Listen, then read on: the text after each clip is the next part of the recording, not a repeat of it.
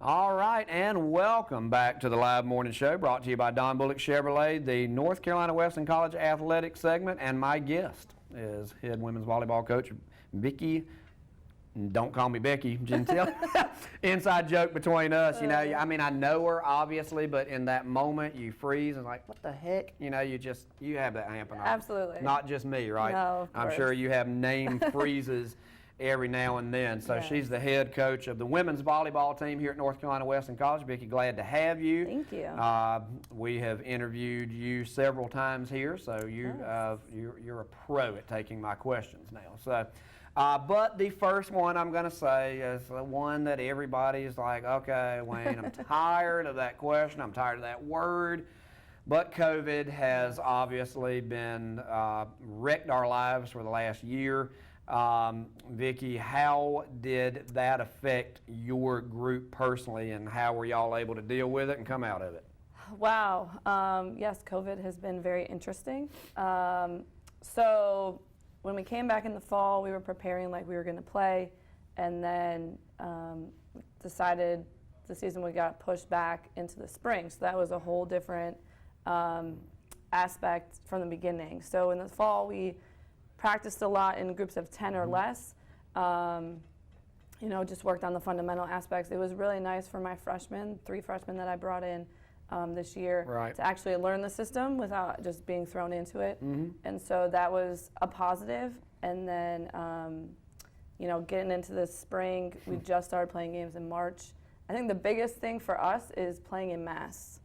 And so, yeah, so that's been the biggest thing. We've had to train in them and playing in them, and I think just overall the testing part, you know, getting up early to get tested and do all of that. But I think we're very blessed, and we're very thankful that the school has given us this opportunity to play. And that's kind of where everybody's at. You know, they hate the guidelines, and you know, I've started working out with my wife at Planet Fitness a lot more, and you know, unless you've participated in a sport or worked out with a mask on the whole time, you don't appreciate how hard it is. Exactly. So, you know, kudos to these athletes, you know, for being able to hang in there. But, you know, now, are you guys coming into this season, are you more freshman, sophomore, junior, senior? Do you have less experience, more experience? What kind of team are you putting out on the court this year? So I think the core is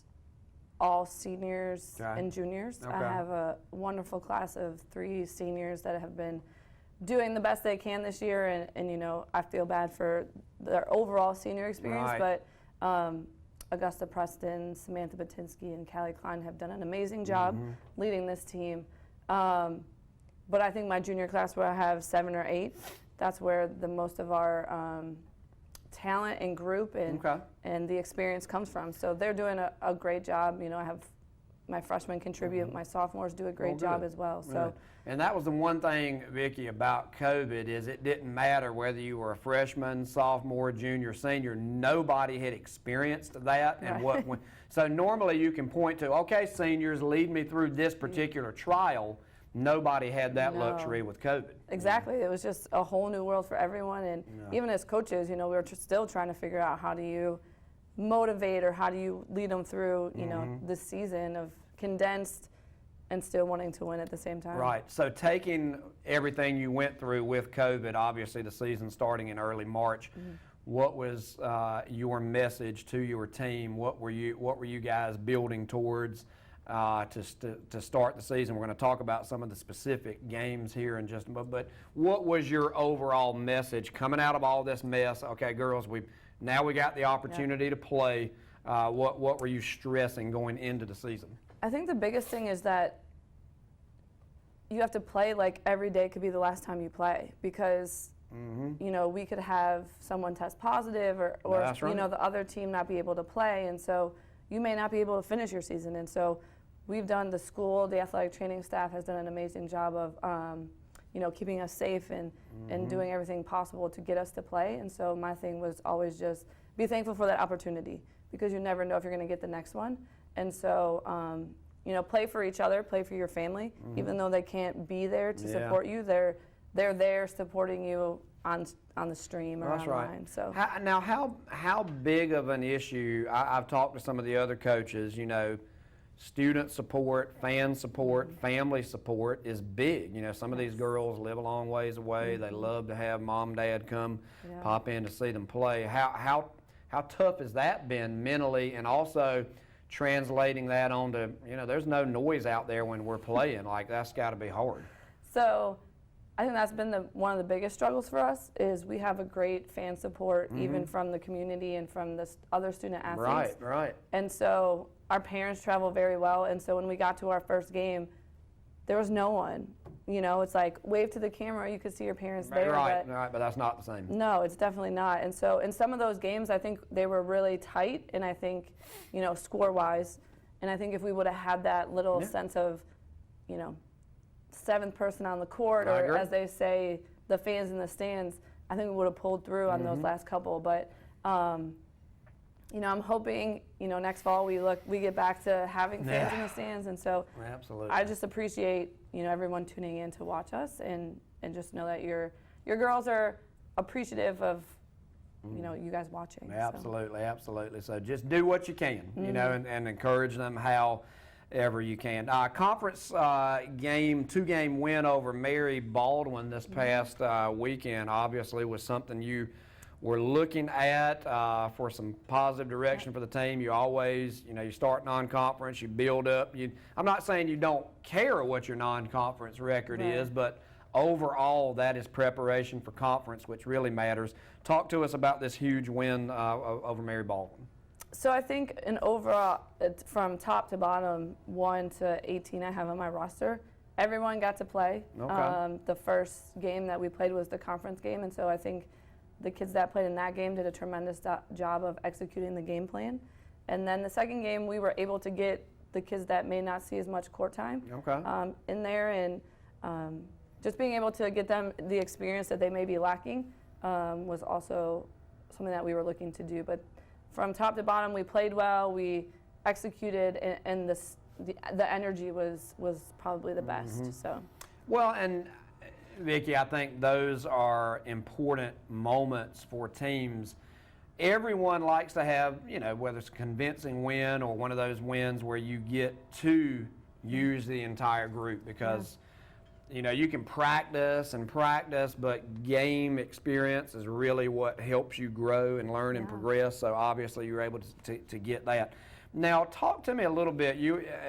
So I can understand it, how this conference play is working now. You talked a little bit to me about double headers and certain games mean one thing, and that was maybe a very confusing thing to people that are following. So how is that actually working right now? So when the conference decided we were going to play in the spring, they gave us 7 conference games, and that was going to be it. Well, the other coaches in the conference were like, why don't we just try to play 2 games in that one day and make the first game the conference game, and then the second game the non-conference game. So we got 14 matches instead of 7, which was something we all wanted, because usually in the fall we get 22 play dates, which equals to be about 30-some games.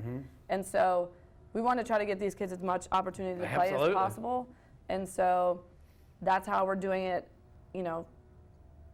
The weekends are double headers. We have a huge game coming up against Averett on Wednesday, but that's just the one conference game, and then we'll play them again on Friday as the other non-conference Is that game. here? No, so Friday will be here.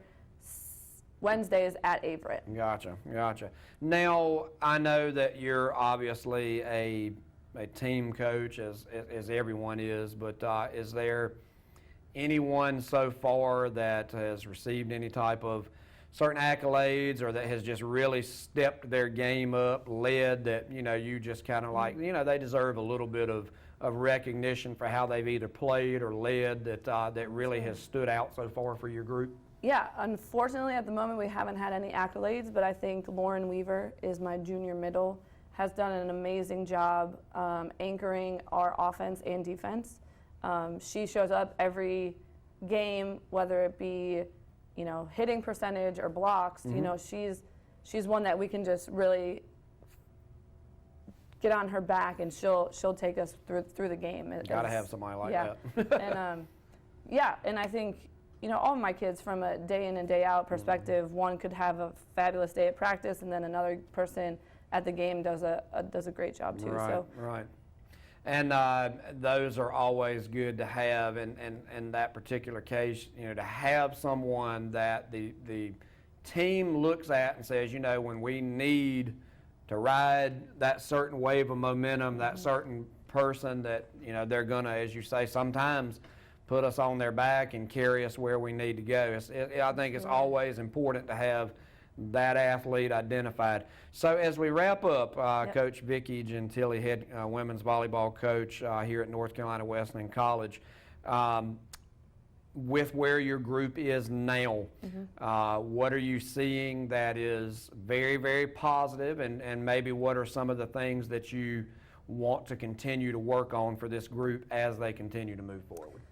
I think just from the overall perspective of pushing and finishing, that's been our thing throughout the season, is finishing. When we're at 20 points and we got to get to 25, we want to be the first to get to 25. So finishing is a huge thing that we want to implement the rest of the way through.